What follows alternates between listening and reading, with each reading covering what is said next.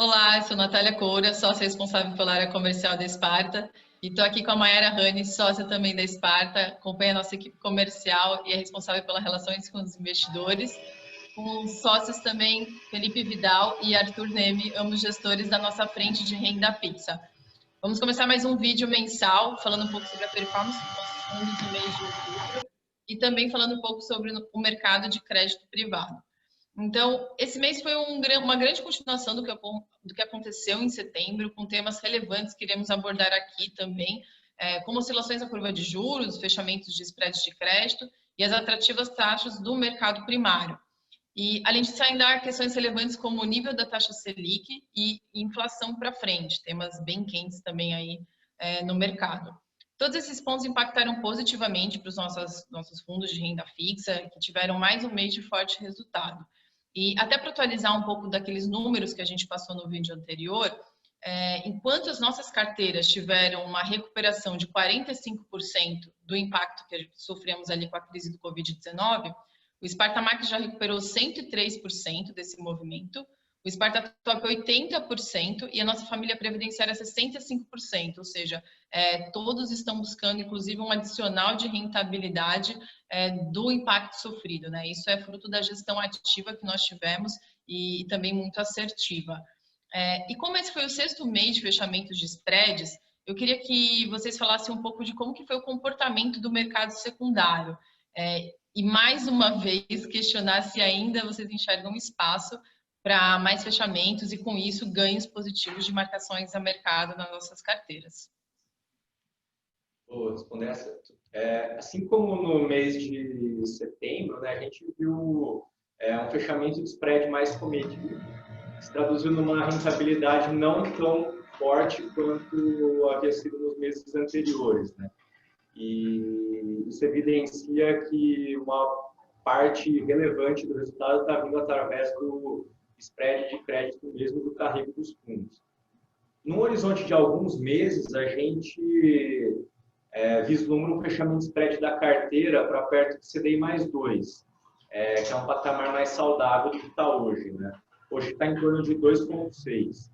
E é isso, assim, somando esse fechamento ao carrego, a gente tem o resultado de CDI mais 2,5 e 2,70 para 2,5.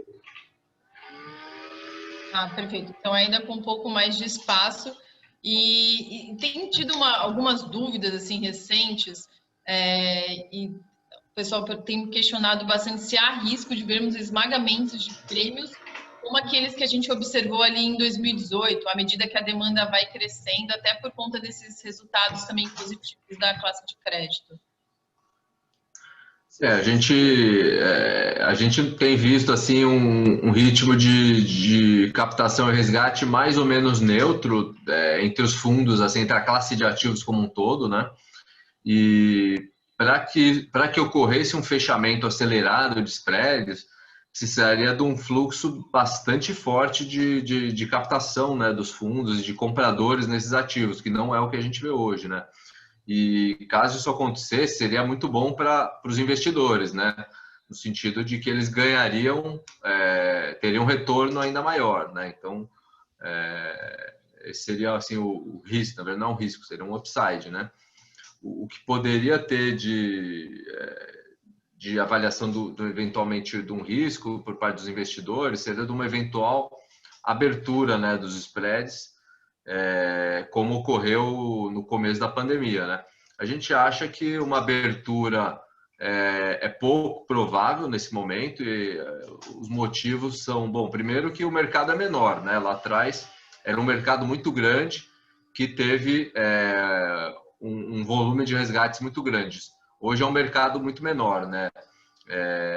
Então, mesmo que venha até algum nível de resgate, acho que assim, a gente está mais perto do chão, né? Outra coisa é que o preço dos ativos está muito mais baixo, né? Antes a gente vinha de preços elevados nos ativos de spreads bem apertados. Hoje a gente está com spreads acima da média histórica, inclusive em spreads muito próximos do que os bancos compram e emprestam dinheiro para essas empresas. Tanto é que o mercado primário tem sido bem dividido entre investidores e bancos. Os bancos eles tem ainda segurado uma boa parte das emissões primárias de títulos no próprio balanço deles, né? Acho que um terceiro ponto para destacar é que o Banco Central abriu linhas especiais de crédito para os bancos, né, para as instituições financeiras lá no começo da pandemia, e se algum tipo de disfuncionalidade ocorresse hoje de novo no mercado, né, de uma abertura de spreads, coisas do tipo, certamente o Banco Central liberaria novas linhas de crédito, né, de funding para os bancos comprarem. E se os bancos não quiserem comprar, o Banco Central pessoalmente pode comprar ativos de crédito, ele está autorizado por Constituição, enfim, toda a regulação, toda a legislação e toda a normatização já foi feita.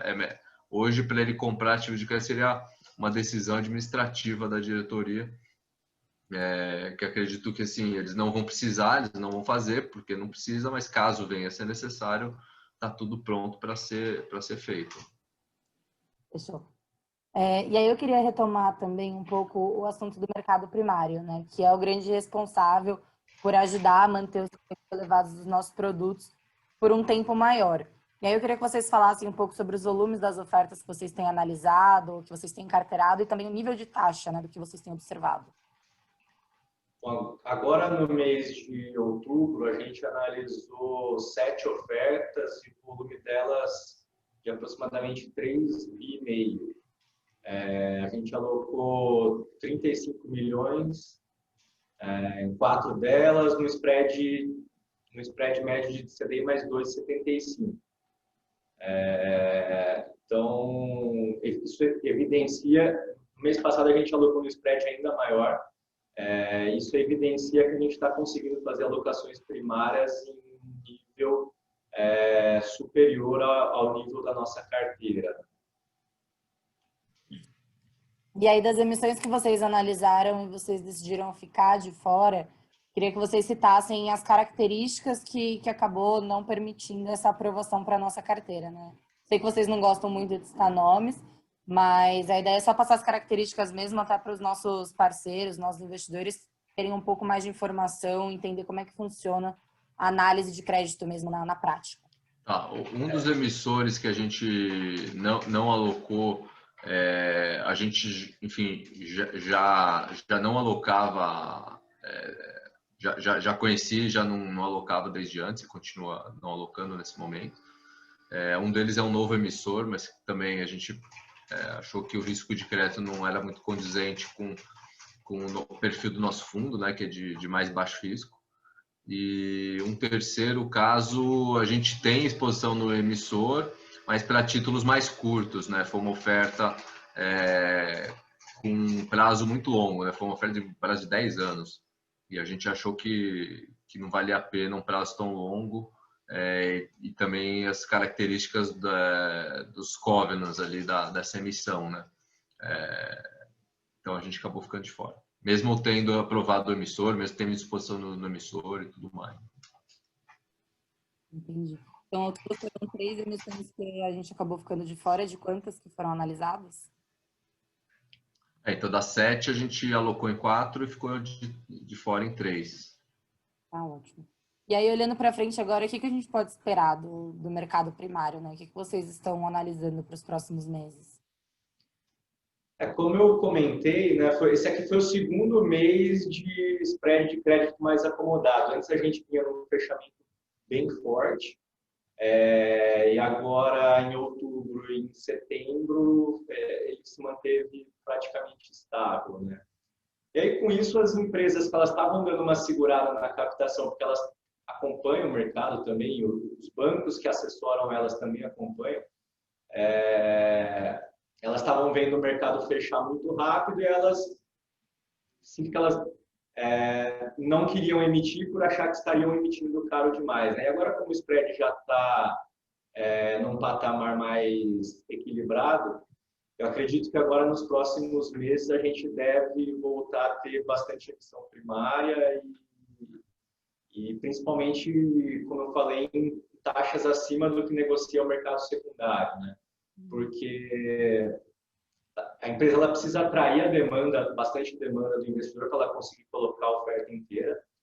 E como uma parte dessa oferta muito provavelmente vai ficar na mão dos bancos, então tem que ser num preço que faça sentido para os bancos, né? Então, via de regra, vai ser acima do mercado secundário, que é legal que vai dar para a gente manter o carrego do fundo, né?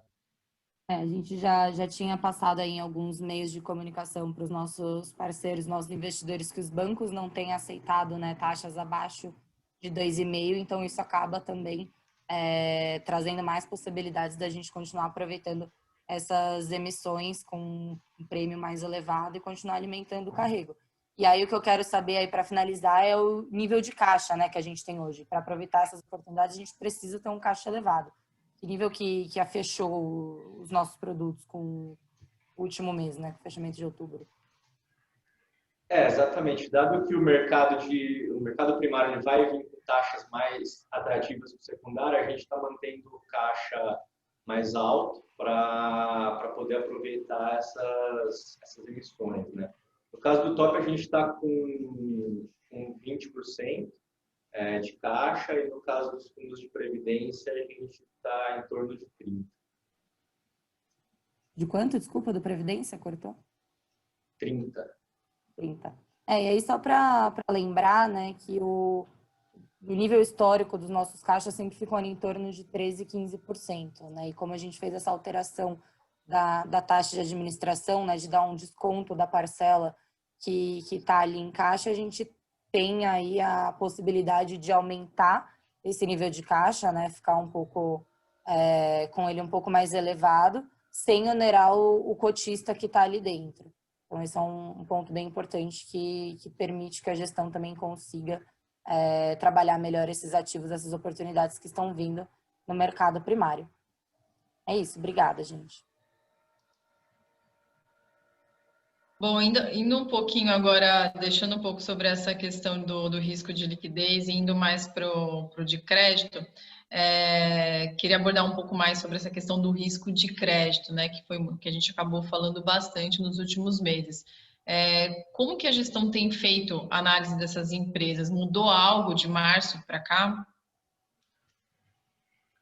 Sim, a gente vem acompanhando todos os emissores que a gente tem exposição, né, seja empresas, bancos e os FDICs, e a gente, recorrentemente, quando a gente se sente desconfortável de algum emissor, a gente muitas vezes a gente prefere se desfazer da posição, né? A gente não fica, a gente não gosta de cair naquela posição de virar torcedor, né? A gente gosta de ter posições pequenas, porque se precisar a gente sai e tá tranquilo, né? Acho que isso que eu ia falar, assim, esse é um dos grandes benefícios das nossas carteiras bem pulverizadas, né? Você tem, de fato, exposições menores. E a gente não cria apego também, né? E acho que outra coisa que a gente entende que assim uma empresa ela não quebra da noite para o dia, né? Acho que a performance econômica financeira dela tende a ir deteriorando gradativamente. Isso vai ficando evidente numa análise mais profunda que a gente faz, né? Isso vai ficando assim cada vez mais claro, e aí nisso a gente já percebendo a gente sai, né? Dificilmente assim são casos raros, né? Que a empresa da noite para o dia ali tem algum problema grave, enfim, geralmente isso é gradativo, né? E assim, até uma surpresa que essa crise, acho que a gente não zerou nenhuma posição grande, né, Felipe? Acho que a gente, posições pequenas, eventualmente a gente se desfez, mas acho que não foi nem por risco de crédito, foi muito mais por uma relação no relativo ali, no valor relativo entre aquelas emissoras e outros, a gente acabou priorizando outros.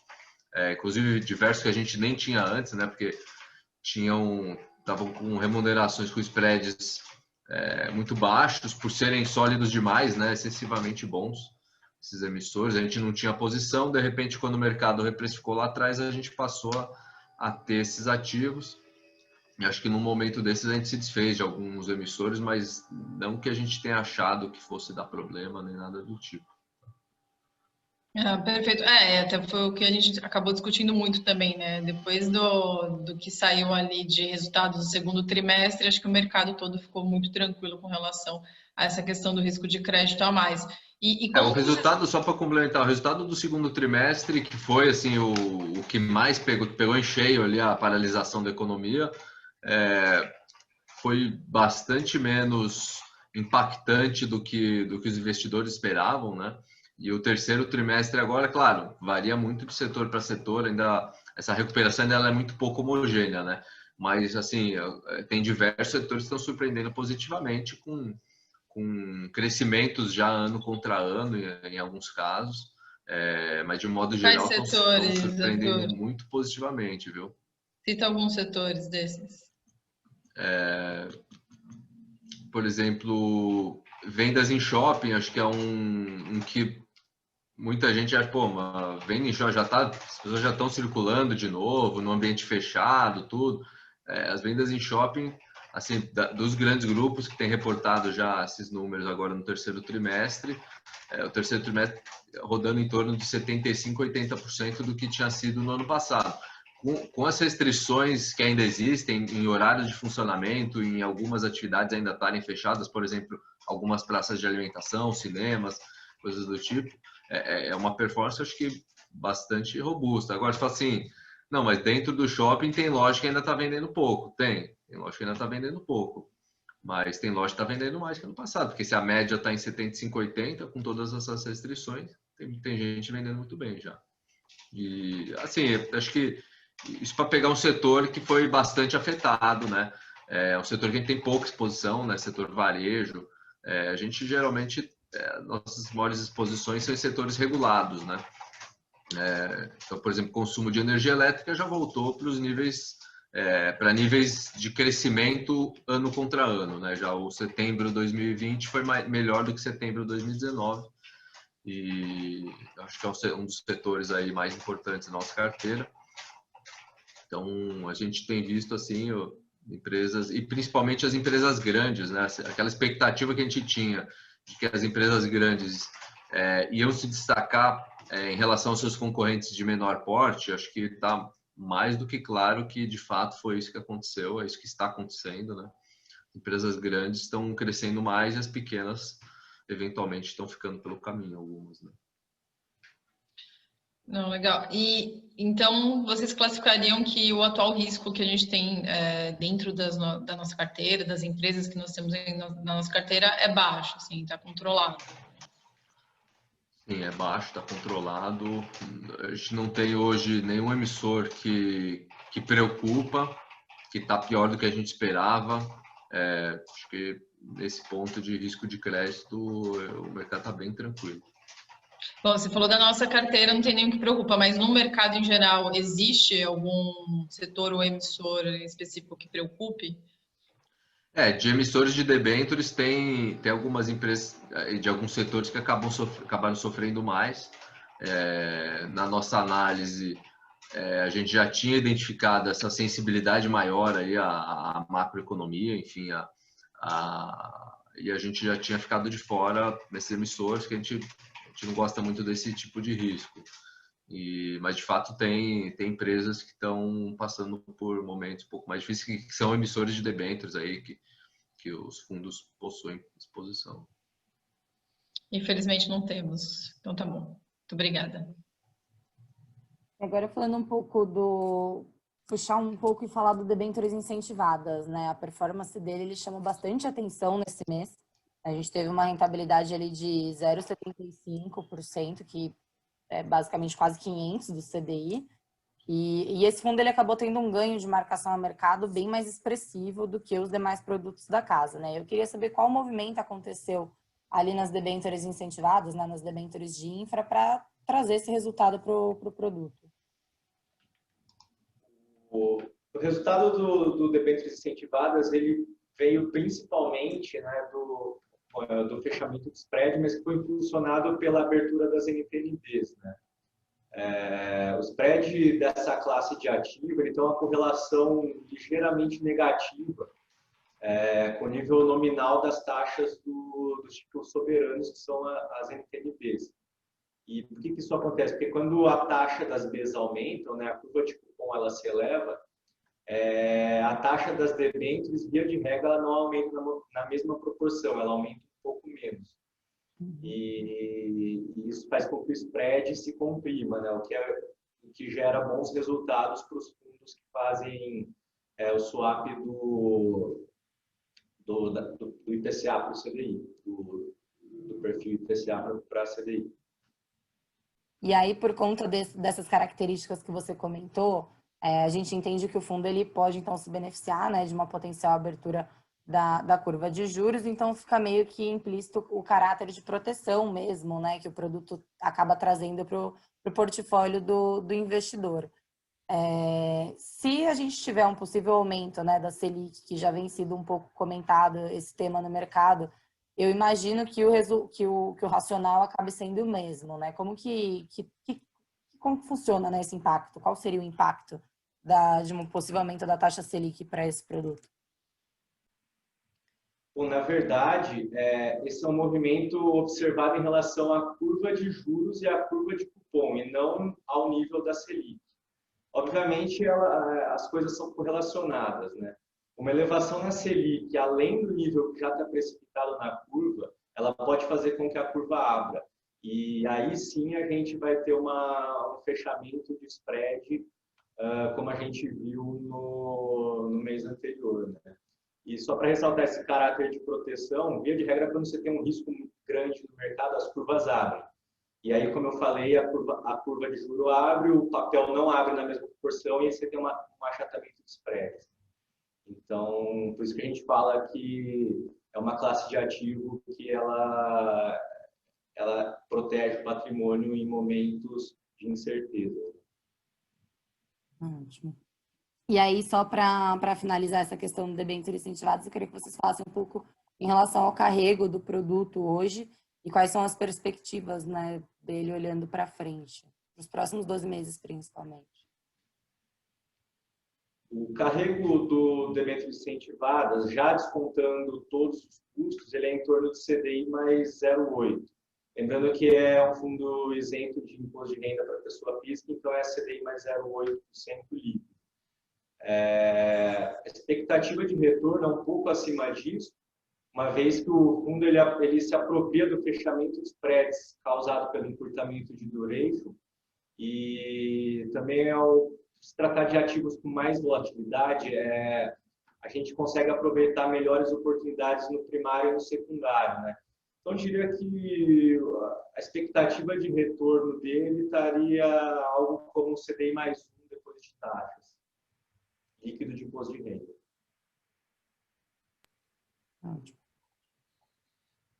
E para a gente falar um pouquinho também sobre expectativas de mercado, os temas sobre nível de Selic, inflação acabam sendo muito discutidos, né? Acabaram sendo muito discutidos recentemente. E eu queria saber de vocês qual que é a visão da Sparta sobre o nível atual e o nível adequado para esses dois indicadores da economia.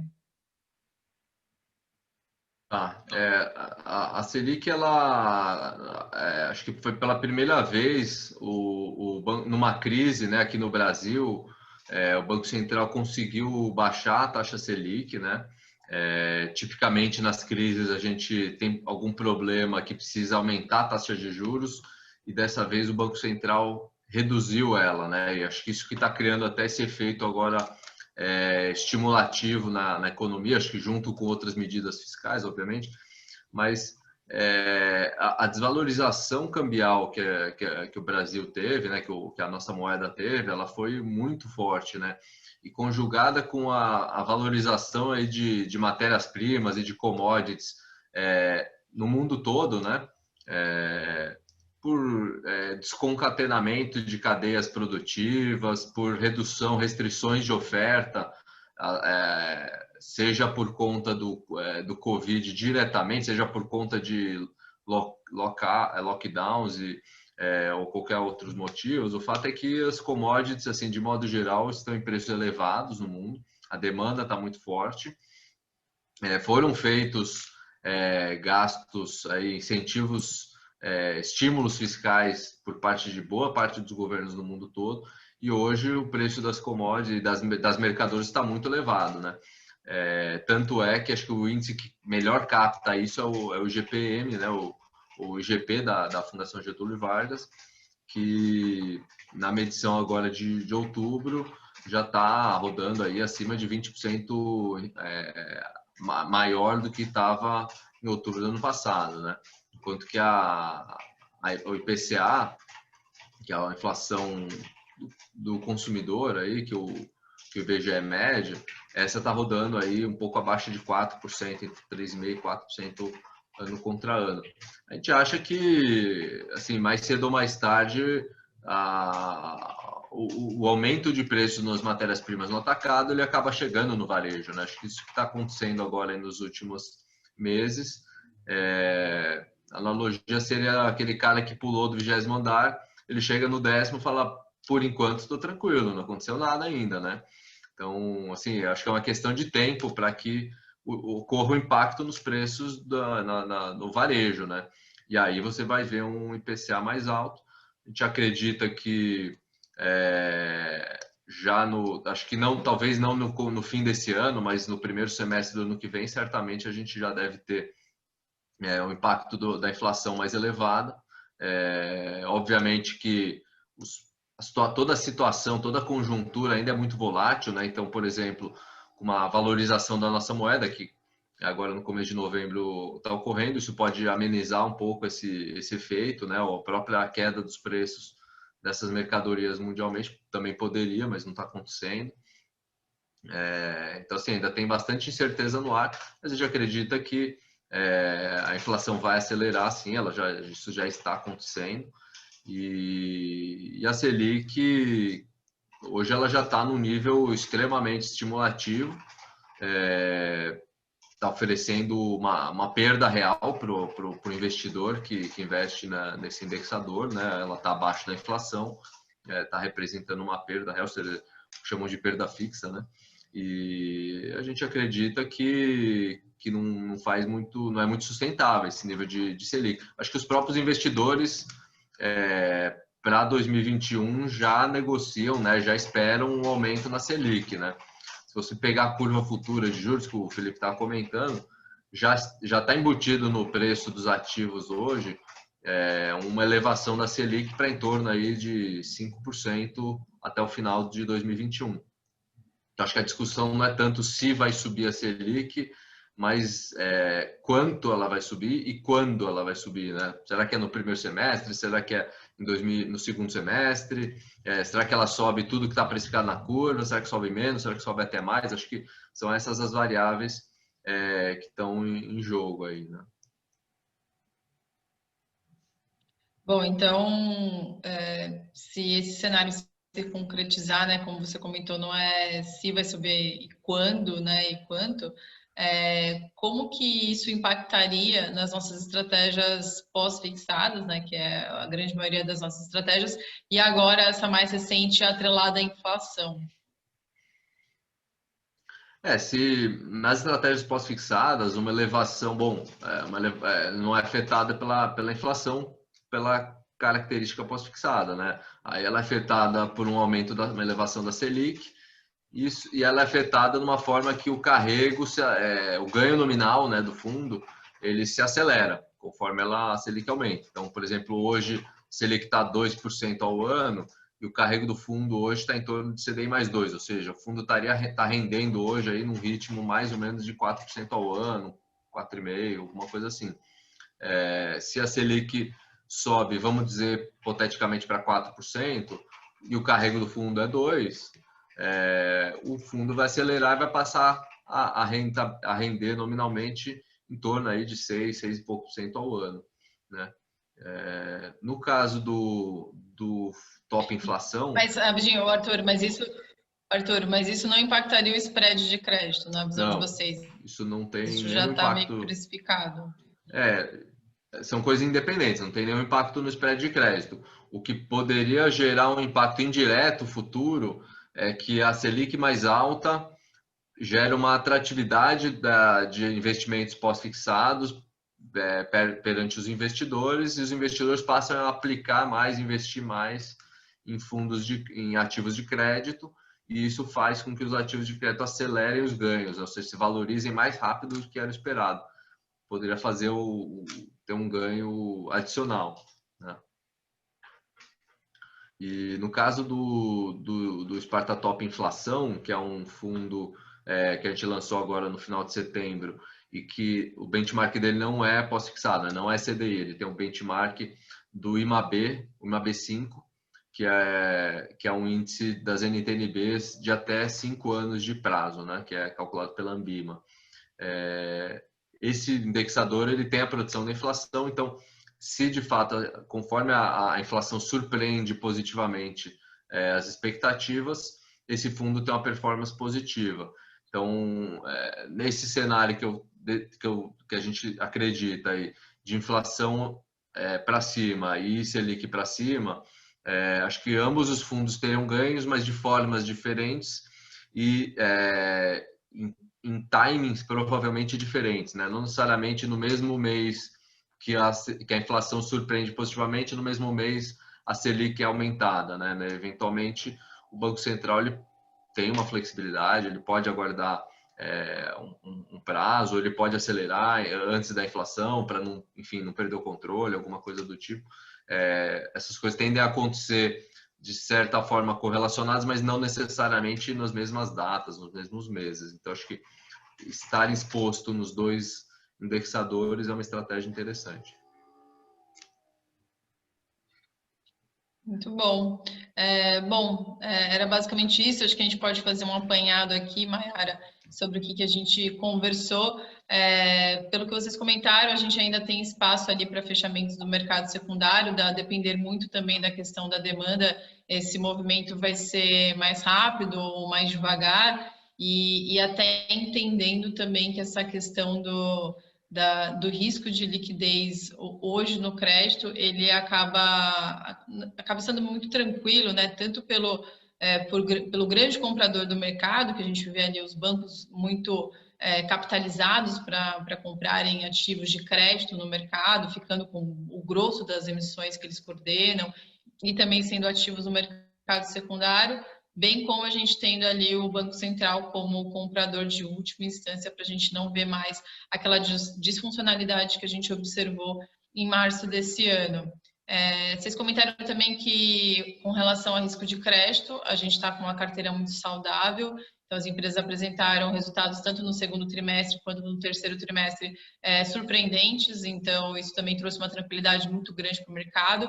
Nenhum emissor da nossa carteira nos preocupa também, o que é uma excelente notícia.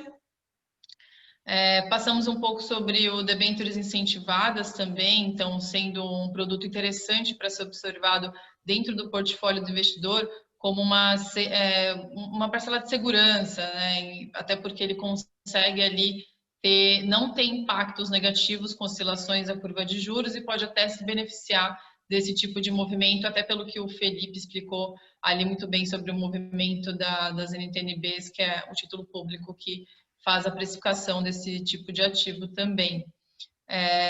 E sobre a perspectiva da economia, então, com uma elevação da taxa de juros e até mesmo uma elevação do que a gente espera de inflação, isso pode tanto beneficiar as nossas estratégias pós-fixadas, que não têm um impacto negativo e também acabam se beneficiando, e no caso do Sparta Top Inflação, por ter ali o componente inflação e o componente pré-fixado com uma duration curta, ele também pode ter ali resultados positivos, oscilando por óbvio muito mais do que as nossas estratégias pós-fixadas, mas tendo também ali uma perspectiva interessante de médio e longo prazo. Alguma coisa a acrescentar?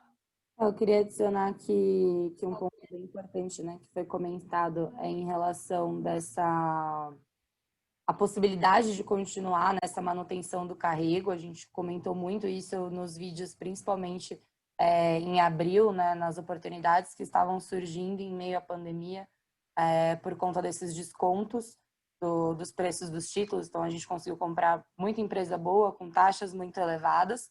E agora ainda a gente continua encontrando boas oportunidades, né, no mercado primário, por conta de todas essas características que a Natália também mencionou agora, para continuar alimentando esse carrego mais elevado, e que nós continuamos com um caixa elevado nas nossas estratégias, né, acima do nosso nível histórico, para poder aproveitar essas oportunidades.